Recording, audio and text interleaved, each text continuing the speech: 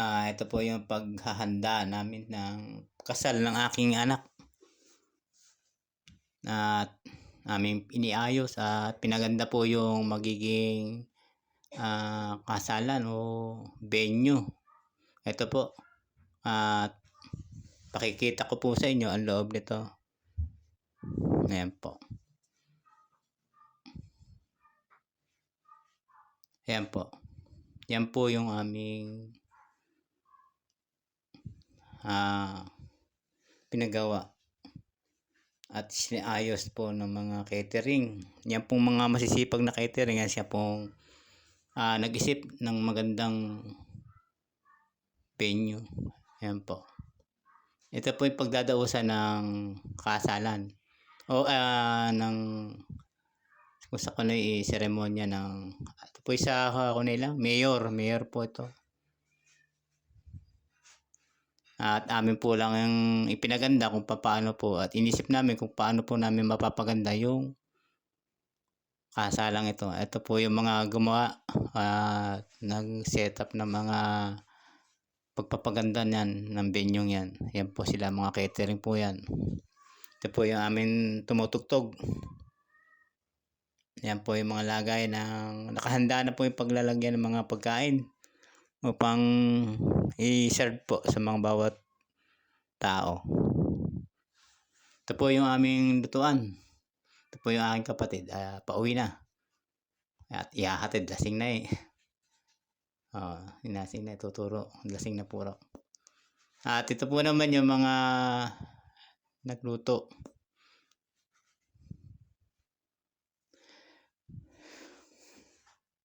Ito po yung aming butihing konsihal. Sa pangalan po lang, Bayani Umali. Yan po ay bayani. Bayani sa pagtulong sa katulad po namin na kabarangay. Magaan po siyang lapitan at para sa pagtulong ng mga pagluluto. Yan po yung kanyang helper. At yung aking pong mga bayaw. Mga bayaw ko po yan. Sila po yung mga tumulong upang ito po ay mapaganda at sa pagluluto upang ito po ay maging maayos na ganapan ng pagkasal. Ito po yung kung ito po ay isang venue na yung po isa pag harap sa kasalan, yung kakasalin na, ito po ay venue na paglilipatan ng pagkain. Pagka galing doon, dito po kakain. Ito po section. Ayan po. Kasi pagkatapos po ng kasal, kailangan po may diretso po sa kainan. Ito po yung aking mga bilas na masisipag na sila po yung mga tumutulong sa amin. Ayan po. Ayan po ang ginagawa po niya ay ito muna po. Babalikan po natin muna itong isang benyong ito na kasi nga po nakatagilid at ihaharap po ngayon, ihaharap po natin para kitang-kita po ninyo ang kagandahan ng pagganap. Kaya po nagpapasalamat po ako doon sa catering na napaganda rin po nila ang isang katulad po dito na nasa bukid. Pinayos nila, napaganda po nila ang lugar at nasa ayos. Pasok po to sa loob at dahil nandiyan po yung aming mga paghanda. Ayan, nakalapat po kasi sa wala pong paglagyan. Ayan po. Yan yung paghahanda namin na pagsisikap. Sabi nga pag may pinaghandaan, ayan po. Dumating na po yung punto na simula o ibig sabihin yung kasalan na po. Ayan na. Yan po yung aming mga handa. Pinaparada na po ng aking bilas. Mga bilas. Ayan po. At ito na po yung aking kabyaks. Ayan po, yung aking asawa. Kunin din po sa paghahanda ng aming tinagtulungan po namin upang isaayos po namin yung aming anak ay mapaghanda po yung kaya po lang namin na mapasaya. Ito po yung aming MC sa sikap at paghahanda. Ito po yung aking pamangkin sa pinsan. At ito naman po yung mga bilas ko po na siyang tumutulong at hindi po bumibitaw dahil sa hanggang sa huli. Katulong po namin yan, yung mga masisipag na bilas. Nakikita po natin yung pagtulong nila ay bukal sa kanilang sarili upang yung isang pamilya ay mabuo doon sa at makita ng mga anak yung tradisyon ng isang pagtulong ng bawat pamilya. Kung ano po yung makikita nila at mapupulot doon sa ginagampanan namin, ay sana po ay makita din nila kung ano yung pagtutulong-tulong namin. Ito na po yung kasalang magaganap o sermonya ng ating Mayor Peter Bukal po. Ang mayor po namin ngayon ay nga po si Peter Bukal, siyang gaganap. Ito po kami, tatlo. Yung aking anak po na nasa gitna. Hindi lang magkasabasikip. Basta ayos po naman dahil yan po yung aking dalawang anak na napakaganda. Dalawa po sila. May asawa rin naman po. Yung kanya suporta sa kanilang mga kapatid, sa kanyang kapatid ay naandyan po. At sa kanilang pagmamahal sa kanyang kapatid. Bunso kasi ho yan at solong ang lalaki. Kaya mahal na mahal din ang kanilang mga dalawang kapatid na babae. Ayan po, papasok na po yung mga bata na habang sisimula na po.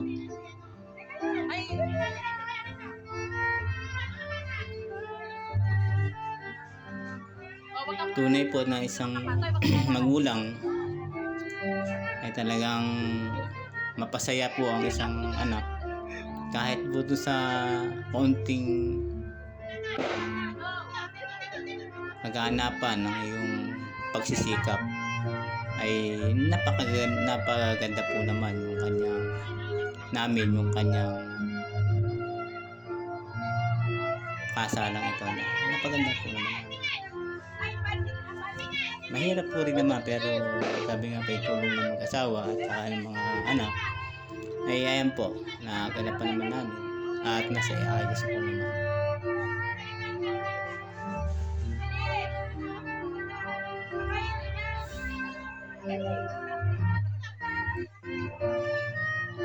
Mga bata po yan.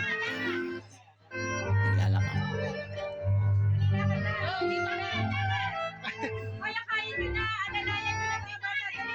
Bumalik po. Ang ganyan po talagang bata eh. Ang bata po kasi pag talagang ayaw at walang gabay ng magulang ay lalo po yan nahihiya, naglalakad sa hindi naman nila alam kung paano. Kaya tutulungan din po talaga ng magulang.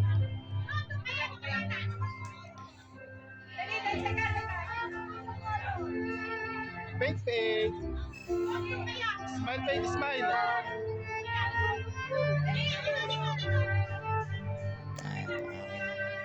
Makit the face. Mga pamangkin po sa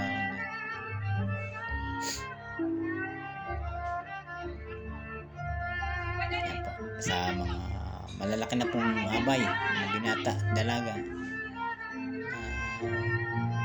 Mga barkada po ng aking anak. Sabi, ang barkada nga naman ay isang kagalakan na madaluhan sila ng yung aking anak ay madaluhan nila ng maayos at napasaya din naman nila dahil sa pagmamahal nila, tiwala, higit sa lahat yung pakikisama.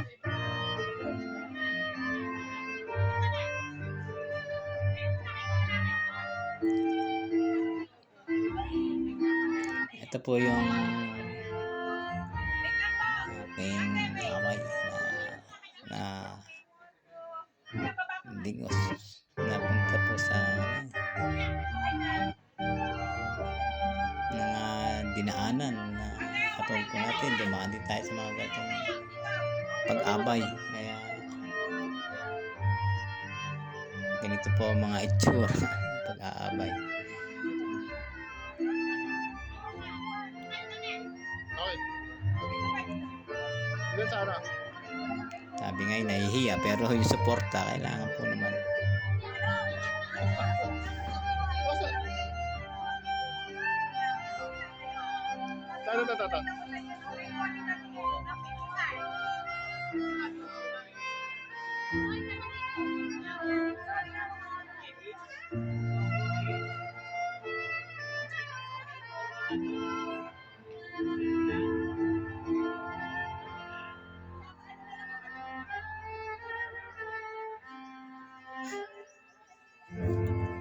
Ito pong ginaganapan ito sa bukid po lamang to, sa probinsya. Bukid po ito. Pinaganda po lang ng catering ito. Ayan po ang mga catering na kita nyo po yung kanilang pag-ayos. At talagang ibinuhos nila kung ano yung kaya pa nilang gawin sa pagpapaganda nito. Mapasaya lamang talaga o masabi nga ay yun yung trabaho na dapat ay maibigan ng tao. Yun ang hanap buhay kasi ng isang catering.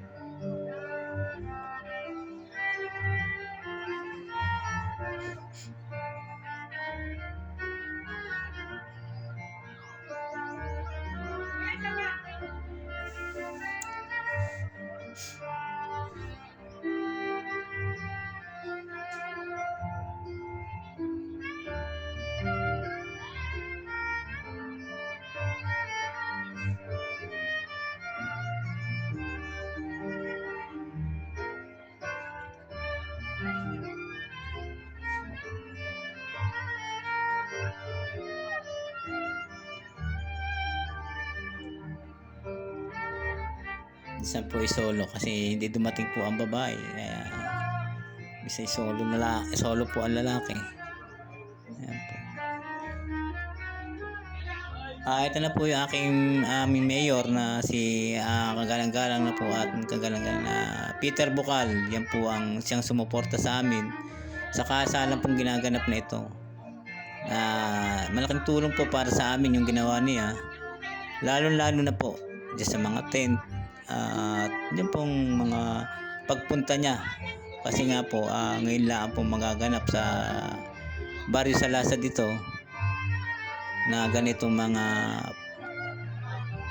garden wedding ngayon po lang. Kaya marami po nabibigla dahil yun po yung nagkaganapan ngayon na aming ginampanan. Ayan po. Malalim po kasi yung gitna kaya medyo natupaliw po ang ating ninang. At yun po ang ating konsihal, Betrogin. At ito po yung ating kapitan ng barangay ng Salasad at ang ating konsihal ng barangay, Agring Jipong yan. Ito yung ating kumpare,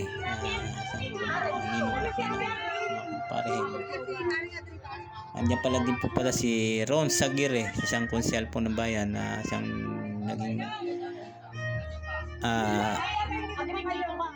naging ninong din po ng aking anak. Ito po ay si aking bayaw, Bilas, Itong Santos. Yan po, Itong Santos. Yan po yung aking Bilas. Siya din naging ninong dito sa kasalang ito. Kaya ito po yung magulang ng babae, aking balae. Ito po, itong dalawang ari. Kaya marami pong salamat sa mga tumulong at sumuporta po sa kasalang ito. Sana po ay napasaya ho namin kayo doon sa ginampanan po nitong kasalang itong kasaysayan. Sa pagtanda nila o pag may anak na may kwento yung kanilang buhay.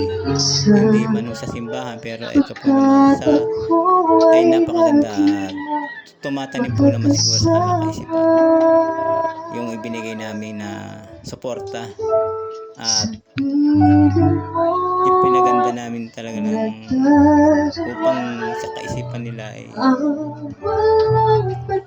maging masaya sila habang buhay. yung bang kwento na maikukwento nila dun sa kanilang ganap na pagkaka nung sila ay ikasal.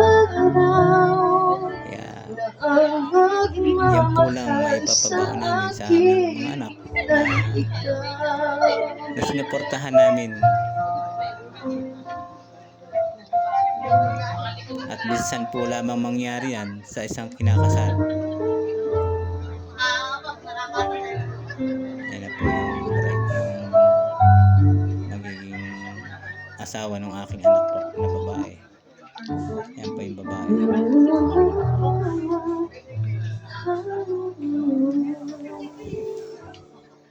Ito nga pangarap ko. Nga po pala. Marami po salamat sa lahat ng tumulong at sumuporta po sa aming ginanap na kasalang ito. Marami po salamat sa inyo.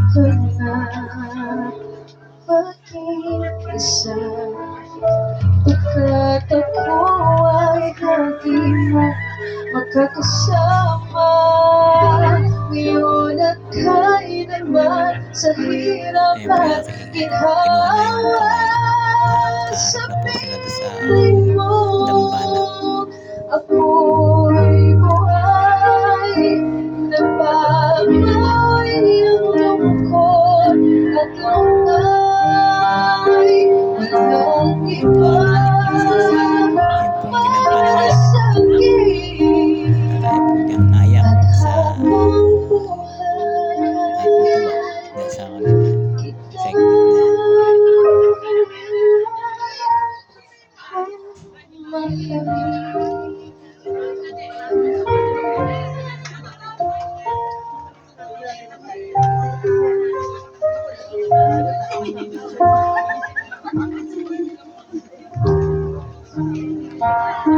Kaya ulitin ko po, maraming salamat po sa mga kababaryo ko.